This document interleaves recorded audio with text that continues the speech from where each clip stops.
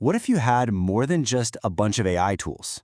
I mean, what if you had a dedicated AI coworker sitting right there at your desk, ready to tackle your most complex projects?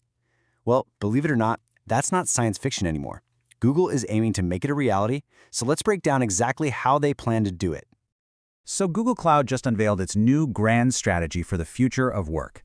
They're calling this thing Gemini Enterprise, the new front door for AI in the workplace, and honestly, their vision is incredibly ambitious. And there it is. That's the goal, straight from the announcement. We're not talking about just a chatbot in the corner of your screen. We're talking about a capable AI agent for every single employee, ready to automate and assist. Okay, but that's a fair question, right? We've all used chatbots. What makes an agent so different? How does it go beyond just answering a question to actually doing the work for you? That's what we're going to dig into.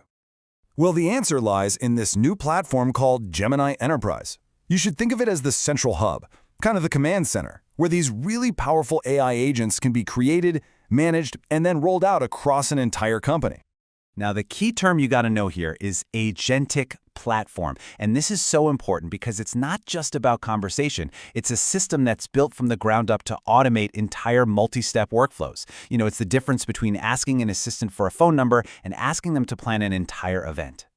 So what makes it special is that this platform bundles everything together into one seamless experience.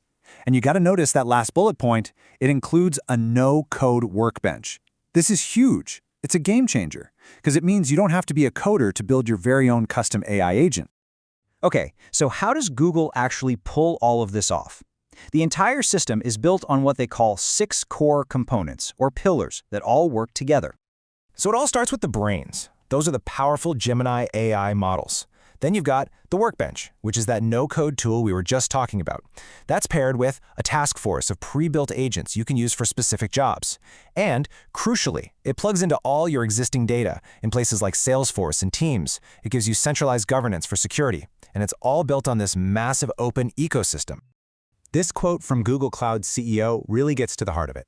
The platform actually learns about you and your role, so it isn't starting from scratch every single time. It uses your personal context to make its help way more relevant and, frankly, way more effective. All right, enough of the theory. What does this look like in the real world? Let's shift from the what to the wow and actually see these agents in action. So during the announcement, Google showed off this demo of a custom agent they built for a marketing team. They called it the Campaigns Agent, and it was tasked with launching a new product campaign, a process that would normally take weeks of back and forth.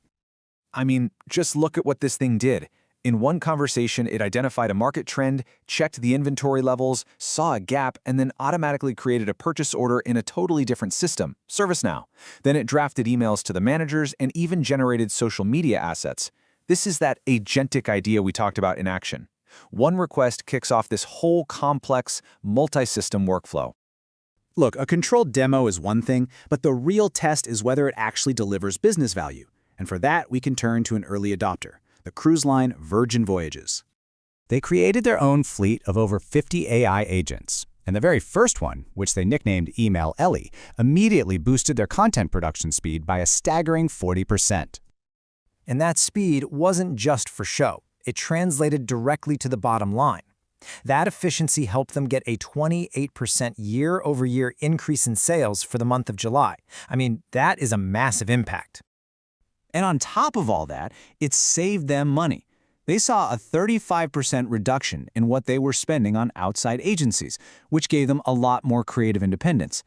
These are the kinds of real-world results that get executives to sit up and pay attention. But here's what I think is the most important part. The CEO of Virgin Voyages, he doesn't see this as a way to replace people. He frames it as a tool to get rid of the tedious work and unleash the real potential of his team. It's about elevating people, not eliminating them.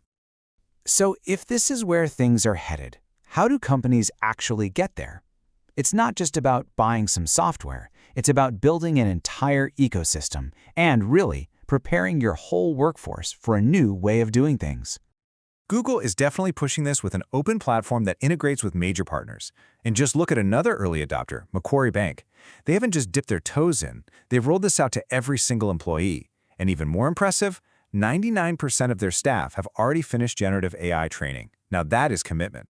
And to really fuel this whole thing, Google is thinking big. They've launched a new program with the goal of enabling 1 million developers to build and deploy these agents. Let that sink in for a second.